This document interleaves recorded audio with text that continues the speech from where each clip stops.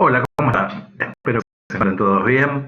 Vamos a darle inicio a una nueva unidad, un módulo sobre el miembro pelviano. Y de la misma manera que hicimos con el miembro torácico, vamos a comenzar estudiando en principio su teoría y su astrología para pasar después al estudio de los músculos, los vasos y los nervios. ¿Sí? Con respecto a lo pelviano, las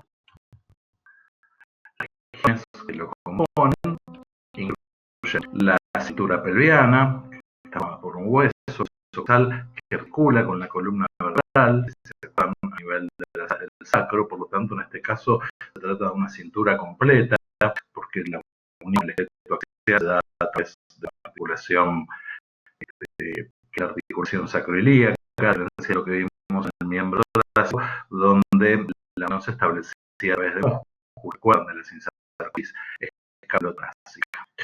Y posteriormente las regiones del miembro incluyen el muslo, cuya base es el fémur, la fíbula, que constituyen la base ósea de la pierna, y por último los huesos del tarso, del metatarso y las falanges de los dedos, que constituyen la base ósea del pie.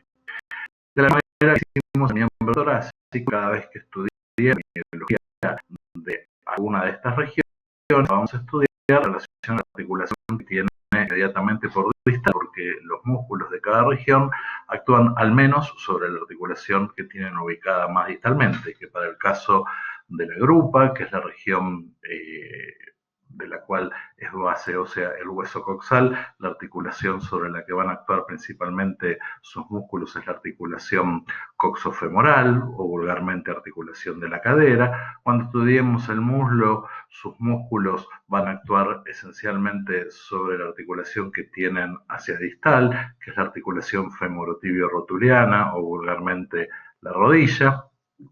Cuando estudiemos la pierna, vamos a estudiar músculos que actúan fundamentalmente sobre las articulaciones del tarso o el complejo articular del tarso, y también los que lleguen más distales sobre las articulaciones del nudo y las articulaciones metacarpofalángicas. Cuando nosotros necesitemos establecer comparaciones entre el miembro torácico y el miembro pelviano, muchas veces vamos a utilizar algunos términos que se utilizan justamente en forma indistinta en un miembro o en el otro, cuando uno necesita hacer determinado tipo de comparaciones, ¿sí? La cintura basilar o cintura simplemente, que en el caso del miembro torácico está formado por la escápula y en el caso del miembro pelviano por el coxal, y después las regiones del miembro, que van a incluir una primera región que es el estilopodio, que incluye al húmero en el miembro torácico y al fémur en el miembro pelviano, el pseudopodio, que incluye al radio y la ulna en el miembro torácico y a la tibia y la fíbula en el miembro pelviano, y el autopodio, que va a incluir a la mano en el miembro torácico y al pie en el miembro pelviano, con sus subregiones, el basipodio, el metapodio y el acropodio, que incluyen respectivamente en el miembro torácico a los huesos carpianos, a los huesos metacarpianos y a las falanges de los dedos, y en el caso del miembro pelviano a los huesos tercianos, a los huesos metatarsianos y a las falanges de los dedos. ¿Por qué querríamos establecer comparaciones entre los miembros o utilizar términos que se puedan utilizar indistintamente en los dos miembros? Bueno, por ejemplo, cuando estudiemos las reglas para nomenclar los vasos y los nervios del autopodio, es decir, de la mano o del pie, podemos referirnos, por ejemplo, a las arterias o a los nervios del metapodio, y cuando decimos esto nos estamos refiriendo indistintamente al metacarpo o al metatarso, ¿sí? Esta es la utilidad que tienen estos términos genéricos que se utilizan cuando uno quiere hablar de los miembros en general y no de uno o del otro. Bueno, la cintura pelviana, dijimos, está formada por un hueso, que es el hueso coxal, un hueso que originalmente se compone de otros tres, que son el ilion, ubicado más dorsalmente, y ventralmente en caudal el isquion y en craneal el pubis. Estos tres huesos, poco después del nacimiento, se fusionan para constituir el coxal, y el accidente óseo que se forma de la fusión de los tres, o al que contribuyen los tres, es esta depresión para la cabeza del fémur, que se llama acetábulo. ¿Sí? Estos huesos se pueden estudiar por separado o uno puede estudiar el coxal en su conjunto. Nosotros no los vamos a ver por separado, sino que vamos a repasar los principales accidentes del coxal como hueso único. En parte porque a veces los términos, si uno estudia los huesos por separado, son un poco confusos, ¿sí? Y nos parece más útil ver todo el hueso en su conjunto. Acá estamos viendo una vista lateral del hueso coxal del equino, junto con el sacro, que se dejó ahí como referencia, ¿sí? Entre los accidentes que podemos señalar para el coxal, tenemos la tuberosidad coxal, ¿sí? Ubicada ventral y lateralmente en el ilion, ¿sí? Y en el lado opuesto, hacia medial y dorsal, la tuberosidad sacra. La espina isquiática y la tuberosidad isquiática. Cuidado con estos nombres porque son parecidos, espina isquiática, tuberosidad isquiática. Y acá pasa un poco lo que les decía al principio, a veces los nombres no coinciden exactamente con el hueso, ¿sí? La espina isquiática, por ejemplo, señalada con el número 3, está separando dos escotaduras, la escotadura isquiática mayor y la escotadura isquiática menor. La escotadura isquiática mayor, a pesar de que se llama así, está en el ilion, ¿sí? Por eso preferimos no estudiar estos huesos por separado, ¿sí? Entonces la espina isquiática separando la escotadura isquiática mayor de la escotadura isquiática menor y, por último, la tuberosidad isquiática. El ilion posee un cuerpo y un ala, ¿sí? Y el ala tiene dos caras, una cara glútea, así se llama la cara que vemos de lateral, porque está en relación, vamos a ver después, con un músculo enorme que es el glúteo medio, y la cara opuesta que mira hacia una cavidad corporal, que es la cavidad pelviana, y es también esa cara, la cara más ventral, la que va a articular con el sacro, y por eso se la llama cara sacropelviana. Dentro de lo que es la cara glútea del ala del ilion, tenemos un accidente que es muy notorio, el que estamos señalando ahí, que se llama línea glútea, que después vamos a ver que sirve para separar dos porciones de un músculo, que es el músculo glúteo medio. ¿Sí? Para repasar, acá tenemos los nombres de todos los accidentes que acabamos de mencionar recién.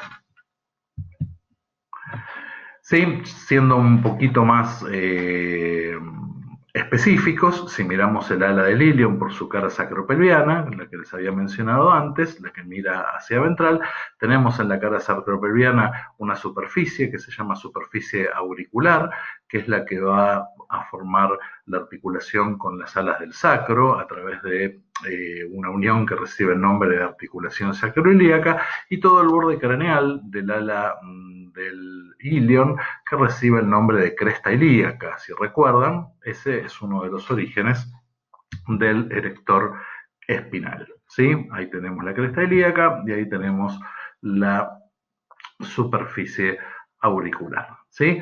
Mirando el hueso coxal por ventral, también vemos que ventralmente el pubis y el isquion de un lado están separados del pubis y el isquion del otro lado a través de una unión que recibe el nombre de sínfisis pelviana.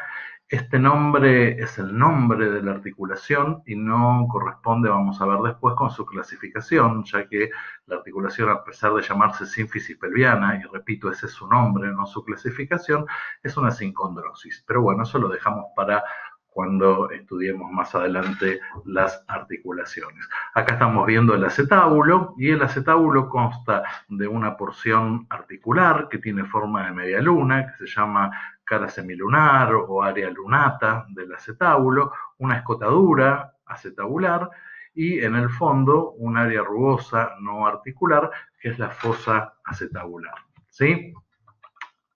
Recordemos que este accidente, que es el acetábulo, está formado por los tres huesos, tanto el ilion como el pubis como el isquion y acá se ve bien como los tres contribuyen a formar esta superficie, van a contribuir a formar esta superficie articular, ¿sí? Además vemos este foramen enorme que está comprendido entre el pubis y el isquion, en este no contribuye el ilion, que recibe el nombre de foramen obturado.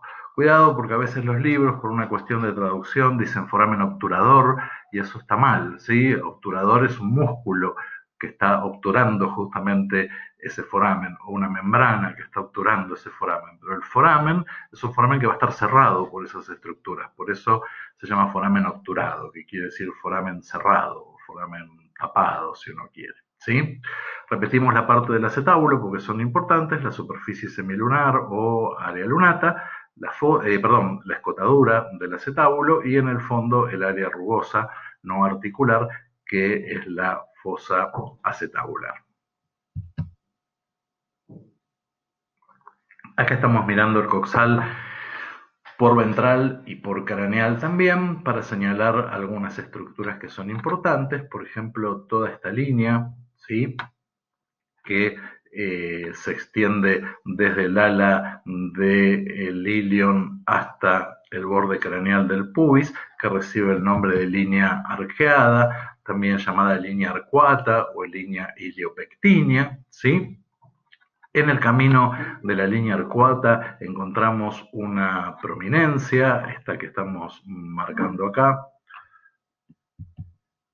¿sí?, la que está señalada con el número 2, que es el tubérculo psoas. Vamos a ver que es un accidente importante para la inserción de un músculo que se llama igual, ¿sí? Y también tenemos otras dos estructuras que señalar, que es el borde más craneal del pubis, ¿sí?, que forma una prominencia que recibe el nombre de pecten del pubis, y hacia lateral de él otra eminencia para inserción muscular, que es la eminencia iliopubiana, ¿sí? Todas estas estructuras son importantes para inserciones musculares o como referencias para separar cavidades corporales. Como vamos a ver más adelante en Anatomía 2, una línea imaginaria que pasa por la línea arqueada de un lado y del otro, ¿sí?, forma un plano que separa en el animal vivo lo que es la cavidad pelviana, que queda incluida acá adentro, de la cavidad abdominal, que está ubicada más cranealmente. Bueno, algunas diferencias que tenemos entre especies. Todas las figuras que estábamos viendo hasta el momento eran figuras que correspondían al coxal del equino. El coxal de los bovinos es parecido al coxal del equino. Los accidentes son básicamente los mismos, pero lo podemos reconocer por 3 o 4 características propias que hacen que se lo reconozca rápidamente. En primer lugar, la superficie semilunar del acetábulo en los bovinos está dividida por un área rugosa en dos partes, ¿sí? Dos partes bien marcadas, es decir, no es una medialuna única como en el caso del equino, sino que tiene un área rugosa que la separa en dos partes, una más grande y una más pequeña, ¿sí? Esa sería una de las primeras diferencias que tenemos en el coxal de los bovinos con respecto al de los equinos. Otra diferencia es que la tuberosidad isquiática tiene 3 proyecciones, 3 puntas, ¿sí?, mientras que en el caso del equino está aplanada en sentido dorso-ventral. Y otra diferencia muy importante es que en ventral de la sínfisis pelviana, es decir, de la unión que se da ventralmente entre el isquion y el pubis, surge un accidente muy notable, este que estoy señalando con la flecha, que se llama cresta sinficiaria, que en los bovinos, especialmente en las hembras, es importante porque le va a prestar inserción a toda una serie de láminas fibrosas que vamos a estudiar en Anatomía 2, que sostienen a la glándula mamaria, a la úbere, ¿sí? Muy importante esto en los bovinos lecheros. Esa cresta sinficiaria no está presente en el caso de los equinos, ¿sí? Entonces, la tuberosidad isquiática con 3 prominencias, el área lunata dividida en el caso del acetábulo y la cresta sinficiaria son las principales diferencias entre el coxal de los bovinos y el coxal de los equinos. En el caso del coxal de los caninos, las diferencias son mucho más notorias y ya no nos vamos a poder confundir. Pasamos a la siguiente diapositiva, porque en el caso del coxal de esta especie, En principio, el ilion está rotado, ¿sí? De manera que su cara glútea queda totalmente orientada hacia lateral y su cara sacropelviana queda totalmente orientada hacia medial. Esto tiene que ver con el distinto tipo de locomoción que presentan los ungulados y los digitígrados, que hace que la conformación del hueso coxal, sea diferente. ¿Sí? Lo que llamábamos en el caso de las especies grandes tuberosidad sacra va a incluir dos prominencias, una en craneal y una en caudal, que se llaman espinas ilíacas dorsocraneal y dorsocaudal, y en el caso de la tuberosidad coxal va a presentar ventralmente una prominencia, esa que está señalada con un puntito azul, que es la espina ilíaca ventrocraneal. ¿Sí? No hay una espina ilíaca ventrocaudal. Podríamos confundirla con esto, pero esto es otro accidente que se llama espinalar, no tiene importancia. ¿Sí? Esta es la cara entonces glútea del ala del ilium, y por lo demás el resto de los accidentes, aunque son menos marcados que en las especies grandes, son los mismos. Fíjense que el acetábulo tiene una superficie semilunar con la fosa acetabular y la escotadura acetabular. Tenemos una espina isquiática, una escotadura isquiática mayor, la espina isquiática, una escotadura isquiática menor, la tuberosidad isquiática, el foramen obturado. Esencialmente el hueso es exactamente igual. La línea media ventral es la sínfisis pelviana, los accidentes son todos los mismos. Acá el coxal de los caninos conserva como referencia al sacro y a las primeras vértebras caudales. Bueno, el siguiente hueso del miembro, el que forma la base ósea del muslo, es el fémur, un hueso enorme, un hueso muy poderoso en el caso de los equinos, sobre todo, muy grueso, muy compacto, aunque cuando lo tengan posteriormente en las partes prácticas que hagamos en la mano, si lo miden con el de ustedes, van a ver que tiene aproximadamente la misma longitud. Estas son cosas que se dan por el distinto tipo de locomoción. Bueno, este hueso es un típico hueso largo. Antes, cuando hablábamos del coxal, no lo dije, pero el coxal es un hueso plano, ¿sí? Y sus tres componentes, el ilion, el isquion y el pubis, también lo son. En el caso del fémur, estamos en presencia de un hueso largo, que como todo hueso largo, va a tener una epífisis proximal, una epífisis distal y una diáfisis, ¿sí? En la epífisis proximal del fémur, en medial, podemos ver su superficie articular, que es la cabeza femoral. La cabeza del fémur presenta una depresión que recibe el nombre de fóvea de la cabeza femoral, ya vamos a ver, para la inserción de un ligamento, y esta cabeza, a través de una constricción, que es el cuello de la cabeza del fémur, se une con la epífisis, con el resto de la epífisis proximal. Por otro lado, la epífisis proximal hacia lateral presenta esta saliencia ósea muy marcada, muy grande, que recibe el nombre de trocánter mayor, que en el caso de los equinos va a estar compuesto por una parte craneal y una parte caudal bien definidas, ¿sí? La cabeza femoral y el trocánter mayor son los accidentes más importantes de la epífisis proximal del fémur. Acá estamos viendo el fémur de un equino y por su cara craneal, ¿sí? Hacia ventral de la cabeza, ya en la diáfisis del hueso, tenemos esta prominencia ósea que recibe el nombre de trocánter menor, opuesto al trocánter mayor, que está del otro lado, y en el caso de los equinos, en la diáfisis también, y por distal, creo que antes dije ventral, perdón, y por distal de el trocánter mayor, tenemos esta prominencia ósea muy marcada y bien característica del fémur de los equinos, que es el tercer trocánter, ¿sí? Trocánter mayor, trocánter menor, tercer trocánter. Por su lado dorsal, por su lado craneal, perdón, la diáfisis no tiene ningún tipo de característica que valga la pena mencionar, y cuando llegamos hacia distal, en la epífisis distal por la cara craneal, vamos a ver un accidente óseo, concretamente una eminencia articular, esta que estoy señalando, que tiene forma de polea, que es la tróclea del fémur, ¿sí? Como toda tróclea, va a tener dos labios y una depresión central, que es la garganta de la tróclea, y aunque no se observa del todo bien en esta foto por la perspectiva, el labio medial de la tróclea es mucho mayor que el labio lateral. Sobre la tróclea se va a deslizar un hueso sesamoideo que forma parte de la articulación de la rodilla, que es la patela, que en anatomía humana recibe el nombre de rótula, ¿sí?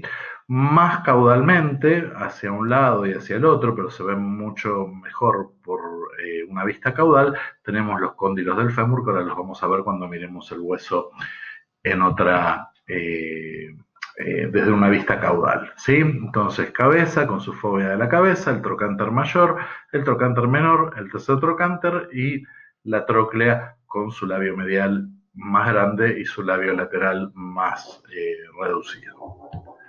Si lo miramos por caudal, seguimos viendo la cabeza femoral hacia medial, la depresión no articular que presenta la cabeza, que es la fobia de la cabeza, ahí señalado con el número 3 el cuello de la cabeza del fémur, el trocánter mayor, acá se ve bien como una pequeña escotadura separa la parte caudal de la parte craneal del trocánter mayor, el tercer trocánter, el trocánter menor, y acá nos aparecen algunos accidentes nuevos, por ejemplo, esta cresta señalada con el número 7 que está uniendo el trocánter mayor con el tercer trocánter, que recibe el nombre de cresta intertrocantérica y que va a dejar hacia medial de ella una depresión, acá señalada con el número 8, que es la fosa trocantérica, ¿sí? Después tenemos la diáfisis y hacia distal vemos las superficies articulares que presenta el fémur para la tibia, que son los cóndilos femorales, ¿sí? Un cóndilo medial y un cóndilo lateral. Entre los dos hay una fosa intercondilia. Recuerden que del otro lado, por el lado craneal, veíamos la tróclea del fémur para la patela. En la diáfisis, además, tenemos algunos accidentes que es importante recordar, por ejemplo, este que está señalado con el número 11, que se llama zona áspera o área áspera, que es un área donde se va a insertar un conjunto de músculos, que son los músculos aductores, ¿sí? Sobre el cóndilo lateral tenemos una fosa supracondilia, no la confundan con la fosa intercondilia, y digamos a uno y otro lado de la fosa supracondilia, acá señalados con el número 15 y el número 16, los tubérculos supracondilios medial y lateral, ¿sí? Este es el lateral y este es el medial. Esos tubérculos supracondilios son importantes porque ahí se van a insertar ahí se van a originar las cabezas de unos músculos que vamos a ver más adelante, que son los músculos gastrocnemios, ¿sí? En el caso de los cóndilos, como siempre, sus superficies laterales, que son rugosas, no articulares, para la inserción de ligamentos, reciben el nombre de epicóndilos, epicóndilo medial y epicóndilo lateral. Bueno, acá estamos viendo una vista por craneal de la epífisis distal del húmero y ahí vemos bien la tróclea con su labio lateral, su labio medial y su garganta, y acá podemos ver bien, como les decía antes, que el labio medial de la tróclea es mucho mayor que el labio lateral. Y si miramos por lateral la epífisis distal del húmero, vamos a encontrar que en el cóndilo lateral hay una depresión, ¿sí? Que recibe el nombre de fosa poplitea, se llama así porque va a dar origen a un músculo, que es el músculo popliteo, y entre el cóndilo lateral y el labio lateral de la tróclea, entre los dos aparece una depresión que recibe el nombre de fosa extensora o fosa del extensor, que después más adelante vamos a ver a qué músculo extensor da origen. Bueno, si queremos comparar el fémur del equino con el de los bovinos, nos vamos a encontrar con algunas diferencias. Creo que la más notable a simple vista es que el fémur de los bovinos no tiene un tercer trocánter.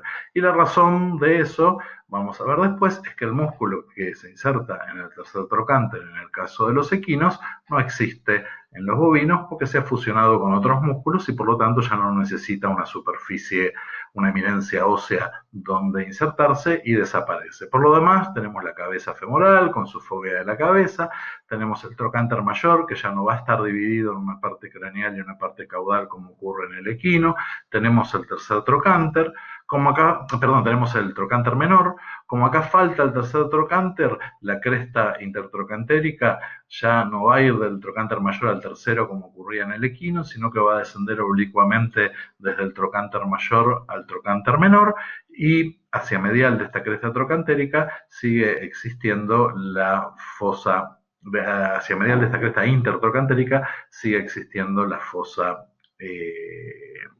trocantérica, ¿sí? Seguimos teniendo el área rugosa, seguimos teniendo la fosa supracondílea con sus tubérculos medial y lateral, seguimos teniendo los cóndilos con su fosa intercondílea. Acá no hay grandes diferencias. Si lo viéramos por el otro lado, la tróclea tiene características similares a las que vimos en el equino, ¿sí? En el caso de los caninos, algunas cosas son muy parecidas a las del bovino, por ejemplo, que la cresta intertrocantérica va entre el trocánter mayor y el trocánter menor, ¿sí? En este caso no hay un tercer trocánter marcado como en el caso del equino, pero hay una rugosidad que actúa como equivalente acá en la diáfisis del fémur, que se llama tuberosidad glútea, ¿sí? Y por lo demás no hay diferencias muy apreciables que podamos mencionar, salvo dos. La primera y más importante es que sobre los cóndilos del fémur se disponen dos huesos sesamoideos para unos músculos que se llaman músculos gastrocnemios y por lo tanto a los sesamoides se los llama sesamoides gastrocnemios también.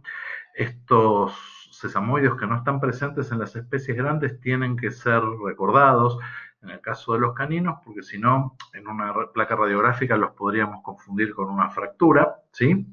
Y la otra diferencia, no sé si la notaron inmediatamente, es que acá no existe una fosa supracondílea como en las especies grandes. Bien, la rótula, o más correctamente la patela, acá la estamos mirando por su cara craneal y acá la estamos mirando por su cara articular, es un hueso sesamoideo enorme, más o menos triangular, con una base que mira hacia dorsal, un vértice que mira hacia ventral, su superficie articular va a tener tres partes que se van a, que digamos, van a coincidir o se van a corresponder con los labios y la garganta de la tróclea, sobre los que este hueso se va a desplazar. De la tróclea femoral me estoy refiriendo. Bueno, la tibia junto con la fíbula constituyen la base ósea de la región de la pierna. El grado de desarrollo que tienen estos huesos varía con las especies, de la misma manera que variaba con las especies el grado de desarrollo que tenían, si recuerdan, el radio con respecto a la ulna. En el caso del equino, ¿sí? La tibia es un hueso completamente desarrollado, un hueso largo, por lo tanto con todas las partes de los huesos largos, y la fíbula tiene desarrollada su epífisis, es un hueso largo también, pequeño, que tiene desarrollada su epífisis proximal, su diáfisis, y ya después se va a fusionar con la tibia más o menos a la mitad de la diáfisis de la tibia. Es un hueso que tiene forma como de aguja, es bastante delgadito, ¿sí?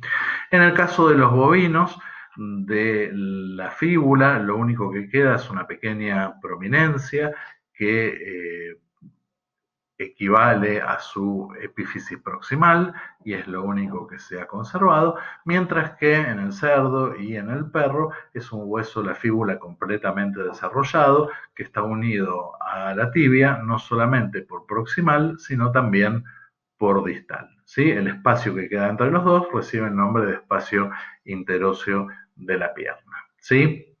de modo tal que en el perro vamos a tener una articulación tibiofibular proximal y una articulación tibiofibular distal. Dijimos que la tibia es un hueso largo con todas las características de los huesos largos. En su epífisis proximal, ¿sí? La tibia tiene dos superficies articulares para los cóndilos del fémur, que se llaman también cóndilos tibiales. Hay un cóndilo tibial lateral y un cóndilo tibial medial, y entre los dos, ¿sí?, una eminencia que recibe el nombre de eminencia intercondilia y que está formado por algunas áreas elevadas y otras deprimidas. Antiguamente este accidente se lo llamaba espina de la tibia, ¿sí? Además de eso, entre los dos cóndilos existe caudalmente una escotadura que recibe el nombre de escotadura poplitea para un músculo que recibe el mismo nombre, y cranealmente la tibia presenta una tuberosidad, que es la tuberosidad tibial, esta que estamos viendo acá, que en el caso de los equinos presenta un surco, el surco de la tuberosidad tibial, que es algo que nos permite rápidamente reconocer a la tibia del equino de la del bovino. Otra cosa por la que la vamos a reconocer es por su superficie articular distal. La superficie articular distal de la tibia recibe el nombre de cóclea de la tibia. Una cóclea es la superficie que se corresponde exactamente con una tróclea. Ya vamos a ver que en el tarso tenemos una tróclea con la que va a articular la tibia, ¿sí? Por lo tanto tiene dos depresiones separadas por una cresta, al revés de una tróclea que tiene dos labios separados por un surco, ¿sí? Y hacia lateral de la cóclea, por medial y por lateral, tenemos dos eminencias óseas no articulares que en el caso de la pierna reciben el nombre de maléolos, ¿sí? Un maléolo lateral, que sería este, y un maléolo medial. Los maléolos son equivalentes, si ustedes quieren, a lo que eran los procesos estiloides en el caso del radio y de la ulna. En el equino, por más que la tibia ha desaparecido por fusión hacia distal, porque se fusiona, ya dijimos, más o menos a mitad de la diáfisis de la tibia, hay fusión de los dos huesos. En distal podemos ver un pequeño surco, ¿sí?, que está separando lo que sería el maléolo lateral del resto de la superficie articular, que es la cóclea de la tibia, ¿sí? Esto es así porque de estar totalmente desarrollada la fíbula, el maléolo lateral sería parte de ella, ¿sí?, o correspondería a ella. De hecho, en las especies en las que la fíbula está totalmente desarrollada, como en el caso de los caninos, el maléolo lateral no pertenece a la tibia, sino que pertenece a la fíbula.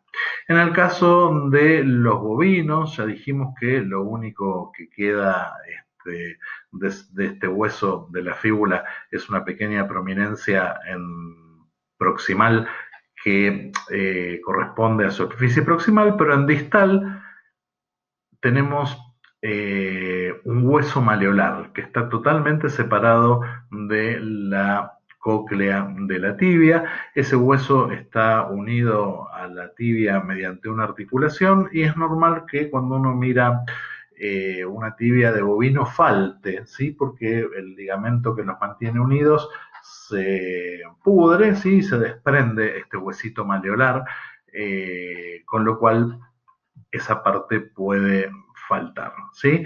Y en el caso del porcino o en el caso del canino, el maléolo lateral va a ser directamente parte de la fíbula. Por eso algunos autores para el maléolo medial utilizan el nombre de maléolo tibial, y para el, perdón, dije bien, para el maléolo medial, creo, dije bien, utilizan el nombre de maléolo tibial, y para el lateral,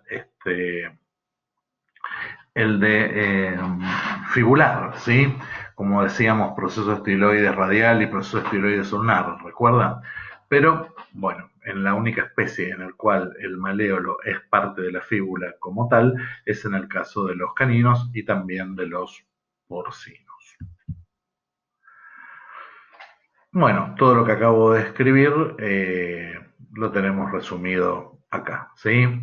Los dos cóndilos de la tibia, la escotadura poplitea, la eminencia intercondilia, la tuberosidad de la tibia, y hacia distal la cóclea de la tibia y los maleolos lateral o hueso maleolar en el caso de los bovinos y medial. El maleolo lateral corresponde en el canino, dijimos entonces, a la fíbula.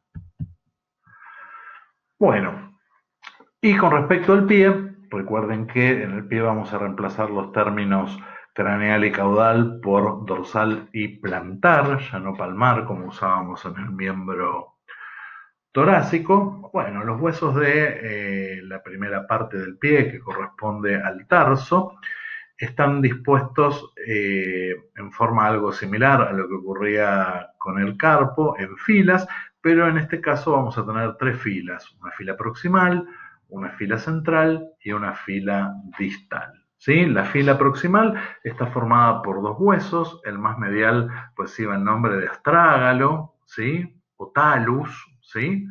Y el más lateral recibe el nombre de calcáneo, ¿sí? Que tiene una proyección para la inserción de tendones que recibe el nombre de tuberosidad calcánea, que recuerda en cierto modo a la tuberosidad del olecranon en el miembro torácico, aunque la tuberosidad del olecranon no corresponde a la misma región o a la región equivalente, porque está en el codo.